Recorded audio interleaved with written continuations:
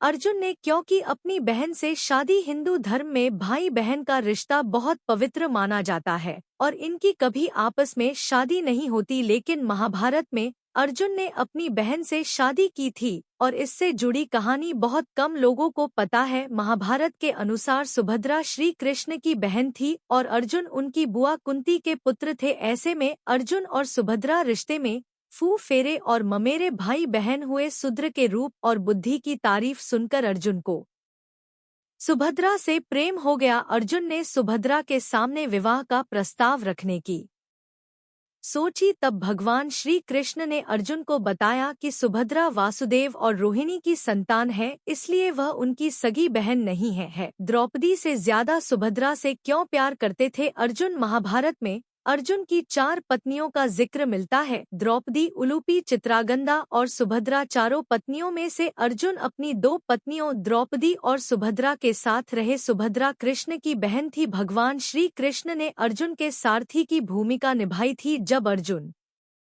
द्रोणाचार्य से दीक्षा ले रहे थे, उसी दौरान अर्जुन की मुलाकात गदा से हुई। गदा अक्सर सुभद्रा के बारे में बात किया करता था। वह अपनी चचेरी बहन सुभद्रा के रूप और सुंदरता की तारीफ किया करता था। सुभद्रा के रूप और बुद्धि की तारीफ सुनकर अर्जुन को सुभद्रा से प्रेम हो गया। अर्जुन ने सुभद्रा के सामने विवाह का प्रस्ताव रखने की सोची, लेकिन इसी बीच अर्जुन ने अपने भाइयों के साथ स्वयंवर में द्रौपदी से विवाह कर लिया। युधिष्ठिर और द्रौपदी के साथ रहने के दौरान अर्जुन ने पत्नी की साझेदारी के नियम का उल्लंघन कर दिया, जिसके बाद 12 साल की लंबी तीर्थ यात्रा पर जाना पड़ा। इसी तीर्थ यात्रा के दौरान अर्जुन की मुलाकात नागा राजकुमारी से हुई। नाग राजकुमारी ने अर्जुन को धमकी दी कि अगर वह उससे विवाह नहीं करते हैं तो वह कभी उसे अपने पास से जाने नहीं देगी। अर्जुन ने अपनी सहमति दे दी और उससे इरविन नाम की संतान हुई। इसके बाद अर्जुन मणिपुर की राजकुमारी चित्रांगदा के संपर्क में आए। मणिपुर के राजा ने अर्जुन से अपनी बेटी के विवाह के लिए स्वीकृति दे दी, लेकिन राजा की एक शर्त थी कि जो भी संतान पैदा होगी वह मणिपुर में ही रहेगी। अर्जुन की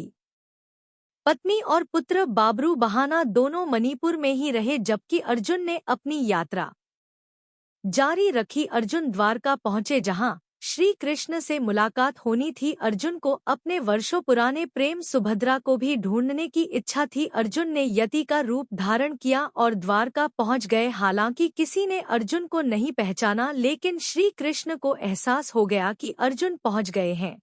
वह अपने करीबी दोस्त से मिलने के लिए तुरंत निकल पड़े। अर्जुन एक बरगद के पेड़ के नीचे ध्यान मगन बैठे थे। तभी अर्जुन ने अपने दोस्त और गुरु श्री कृष्ण को अपनी तरफ आते देखा। इससे पहले कि श्री कृष्ण कुछ कह पाते, अर्जुन ने कहा, आप जानते हैं कि मेरे मन में क्या चल रहा है? क्या आप मेरी उससे विवाह कराने में मदद नहीं करेंगे जिससे मैं प्यार करता हूँ? श्री कृष्ण को पता था कि अर्जुन और सुभद्रा के विवाह में सबसे बड़ी बाधा सौतेले भाई बलराम बनेंगे। कौरवों के साथ अपनी दोस्ती को देखते हुए बलराम चाहते थे कि सुभद्रा का विवाह दुर्योधन के साथ हो। श्री कृष्ण ने अर्जुन से कहा, मैं तुम्हारी मुलाकात सुभद्रा से करवाता हूँ। अगर सुभद्रा भी तुमसे प्यार करती होगी तो मैं तुम दोनों के भागकर विवाह करने में मदद करवाऊंगी। अर्जुन ने कहा कि क्या यह नीच कृत्य नहीं होगा? तो कृष्ण ने जवाब दिया कि अगर सुभद्रा अपनी रजामंदी देती है तो क्षत्रियों में अपनी दुल्हन का अपहरण करना स्वीकार्य है। योजना बनाई गई कि अर्जुन यति के रूप में ही रहेंगे और कृष्ण बलराम को उनसे मिलाने लाएंगे। बलराम ने अर्जुन को नहीं पहचाना और उसे एक सन्यासी समझकर तारीफ करने लगा। बलराम ने उसे अपने घर चलने का भी प्रस्ताव दिया। हालांकि अर्जुन ने यह कहते हुए इनकार कर दिया कि वह किसी मानव निवास में प्रवेश नहीं करने की प्रतिज्ञा कर रखी है, वह केवल प्रकृति के आश्रय में रह सकते हैं। इस पर बलराम ने कहा कि आप हमारी बहन सुभद्रा के महल के नजदीक के बाग बगीचों में रह सकते हैं। इस पर अर्जुन ने तुरंत हामी भर दी और सुभद्रा के बगीचे के एक पेड़ के नीचे अर्जुन रहने पहुंच गए। सुभद्रा ने पांडवों की बहादुरी के बारे में कई कहानियां सुन रखी थी। उसने अर्जुन की धर्म विद्या की चर्चा भी सुनी थी। वह अर्जुन से मिलने के लिए बेताब थी। जब सुभद्रा को पता चला कि एक साधु उसकी बगिया में आया है तो वह उनसे मिलने पहुंच गई। सुभद्रा ने सबसे पहले पांडवों के साम्राज्य इंद्रप्रस्थ के बारे में पूछा। इसके बाद अर्जुन के बारे में सीधे पूछा। सुभद्रा ने साधु से कहा कि मैंने सुना है कि अर्जुन बहुत वीर और गुणवान है, क्या आप मुझे उनके बारे में और बताएंगे। अर्जुन अपनी तारीफ सुनकर थोड़ा शर्मा गए, लेकिन फिर उन्होंने सारी युद्धों और उसमें पांडवों की जीत के बारे में सुभद्रा को बताया। एक दिन सुभद्रा ने साधु से पूछा कि क्या आप मेरा मन पढ़ सकते हैं? क्या आप बता सकते हैं कि क्या मुझे अर्जुन से प्यार हो गया है? क्या मुझे उनका प्यार मिल पाएगा? अर्जुन वर्षों से यह शब्द सुनना चाहते थे। अर्जुन ने तुरंत अपनी पहचान सुभद्रा को बता दी। इसी बीच श्री कृष्ण पहुंच गए। वह यह देखकर खुश तो हो गए, लेकिन उन्होंने फिर से याद दिलाया कि वे दोनों केवल भागकर ही शादी कर सकते हैं।